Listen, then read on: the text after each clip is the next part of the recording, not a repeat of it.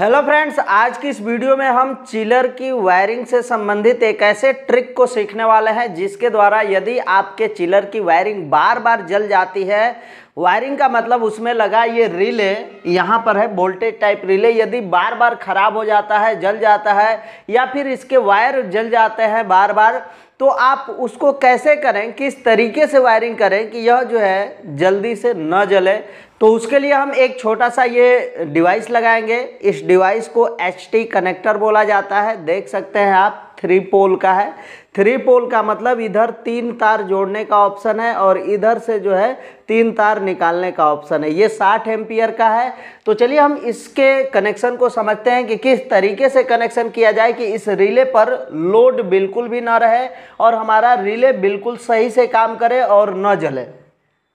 तो फ्रेंड्स, सबसे पहले तो हम ये बता दें कि इस रिले का मेन वर्क क्या होता है। इस रिले का मेन काम होता है इस स्टार्टिंग कैपेसिटर को कुछ क्षणों के लिए इस कंप्रेसर से जोड़ करके रखना, और जैसे ही हमारा कंप्रेसर स्टार्ट हो जाता है तो तुरंत इस रिले का काम होता है कि इसके कनेक्शन को कंप्रेसर से अलग कर देता है।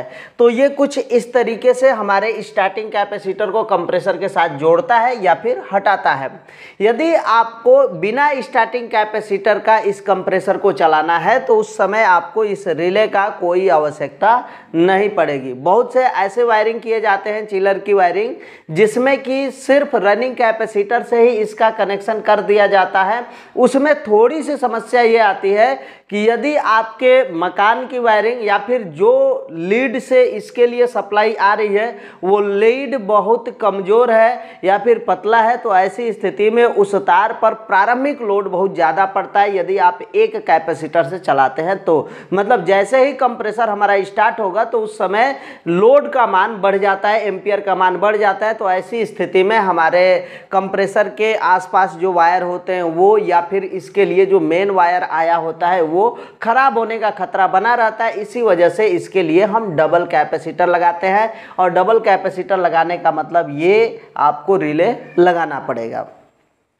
रिले के लिए आप समझ लीजिए कि इसमें ये 4 टर्मिनल है। आप देख सकते हैं इधर, जैसा कि हमने इसमें ऐसे 4 टर्मिनल बनाया हुआ है। इसमें आप देखेंगे तो इधर के साइड ये एक जो है आप देख लीजिए तीर बनाया गया है। यह तीर यदि आप ऊपर के तरफ रखते हैं और इसको सामने से देखेंगे तो यहाँ वाला जो टर्मिनल है वो ये है 4 नंबर, इसके जस्ट बगल वाला ये 5 नंबर है, और इसके जस्ट नीचे 1 नंबर है, और इसके बगल में 2 नंबर है। इसमें 3 नंबर का ऑप्शन नहीं होता है। तो चलिए हम इसके कनेक्शन को इस तरीके से करेंगे कि इसका जो रिले है वो खराब कभी भी नहीं होगा। फ्रेंड्स, सबसे पहले तो हम क्या करेंगे, इसके कॉमन, स्टार्टिंग और रनिंग, इन तीनों तारों को इस HT कनेक्टर के एक साइड में जोड़ दिया जाएगा। तो ये तो बिल्कुल आसान है। इधर से आप जो है कि 3 तार लाइए कंप्रेसर का, तीनों जो है इसमें जोड़ दीजिए। अब उसके बाद जो है कैपेसिटर जो रनिंग वाला होता है उसके दोनों तार को आप रनिंग और स्टार्टिंग के तारों पर जोड़ देंगे। मतलब इधर से जो रनिंग और स्टार्टिंग का वायर आया है उसी पर हमारा रनिंग कैपेसिटर डायरेक्ट जुड़ जाता है। तो यहाँ पर हमने क्या किया, रनिंग कैपेसिटर को डायरेक्ट जो है इसके दोनों तारों से जोड़ दिया, क्योंकि इसको हटाने उठाने की ज़रूरत नहीं पड़ती है, हटाने की ज़रूरत इस कैपेसिटर को पड़ती है।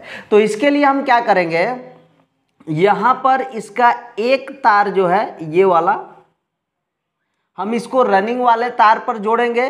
इसका दूसरा तार स्टार्टिंग पर जोड़ना चाहिए, लेकिन इस तरीके से जोड़ना चाहिए कि यह कंप्रेसर स्टार्ट हो जाए तो इसको अलग किया जा सके।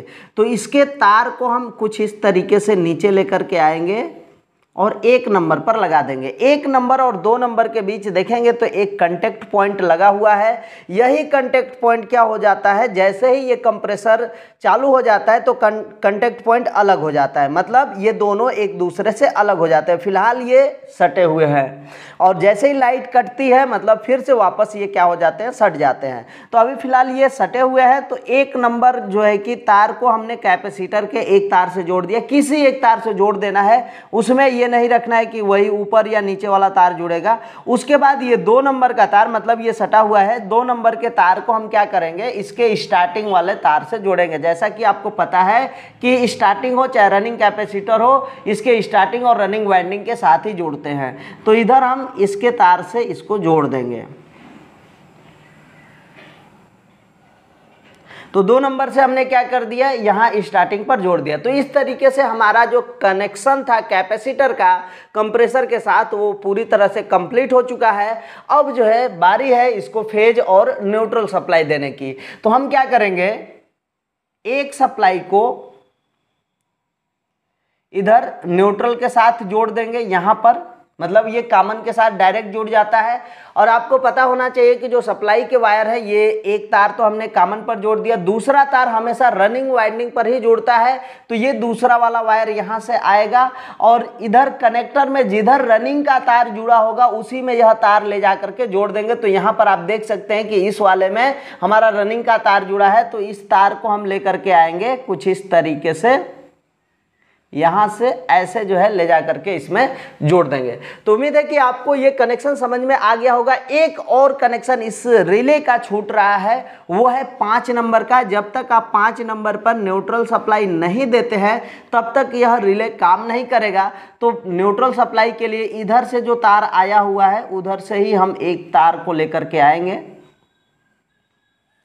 ध्यान से समझिएगा, कोई दिक्कत नहीं आएगा। तो अभी आप देख सकते हैं कि हमारे रिले पर जो है जितने आवश्यकता है उतना ही केवल तार जुड़ा हुआ है, उससे अधिक तार नहीं जुड़ा है। 1 नंबर पर एक तार, 2 नंबर पर भी एक तार और 5 नंबर पर भी एक तार। बाकी जो वायर है जिनको आपस में जोड़ना था उसके लिए हमने ये कनेक्टर लगाया था 60 एम्पियर वाला। इस वाले कनेक्टर के साथ हमने बाकी के वायर को जोड़ दिया है। तो इस तरीके से होता क्या है कि जो भी लोड रहेगा हमारा कनेक्टर के ऊपर ही रहता है, रिले के ऊपर नहीं रहता है, जिससे हमारी रिले जो है खराब नहीं होती है। बाकी का जो ये रनिंग के वायर होते हैं सबको 4 नंबर तार पर, मतलब 4 नंबर टर्मिनल पर जोड़ने का ऑप्शन रहता है। 4 नंबर का जो टर्मिनल है अंदर की तरफ कहीं नहीं जोड़ता है। तो उम्मीद है कि आपको ये कनेक्शन समझ में आया होगा। यदि आपका कोई सवाल है तो कमेंट बॉक्स में जरूर लिखिएगा। फ्रेंड्स, यदि आप इस तरीके से कनेक्शन करते हैं तो आपकी रिले कभी भी खराब नहीं होगी। चिलर के साथ एक और सवाल आपका आ सकता है कि इधर से जो सप्लाई आ रही है उस सप्लाई को इधर कंप्रेसर के पास पहुंचने के लिए 3 मिनट का कम से कम ऑप्शन रहना चाहिए। 3 मिनट के बाद ही इधर सप्लाई पहुंचना चाहिए। मतलब कि अभी लाइट इसमें आया है और कंप्रेसर हमारा चल रहा है और उसी समय लाइट कट जाती है और लाइट कटने के कुछ ही सेकंड बाद तुरंत लाइट आ ही जाती है। मतलब कि 1 मिनट से कम ही समय में लाइट फिर से आ जाती है।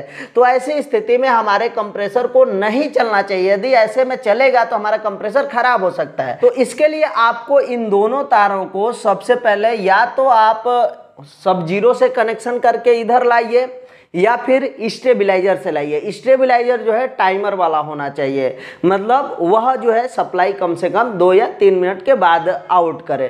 तो ऐसा स्टेबलाइजर या तो आप लगाइए या फिर सब जीरो लगाइए। यदि आपको सब जीरो का कनेक्शन चाहिए तो आप इस वीडियो के नीचे कमेंट कीजिएगा, आपको सब जीरो का कनेक्शन जरूर मिल जाएगा। तो फ्रेंड्स, उम्मीद है कि आपको ये कनेक्शन समझ में आ गया होगा। यदि आपका कोई सवाल है कमेंट करके उस सवाल को पूछ लीजिएगा, आपको रिप्लाई मिल जाएगा। तो चलिए फ्रेंड्स, आज के लिए बस इतना ही। मिलते हैं नेक्स्ट वीडियो में नेक्स्ट टॉपिक के साथ। तब तक के लिए जय हिंद, वंदे मातरम।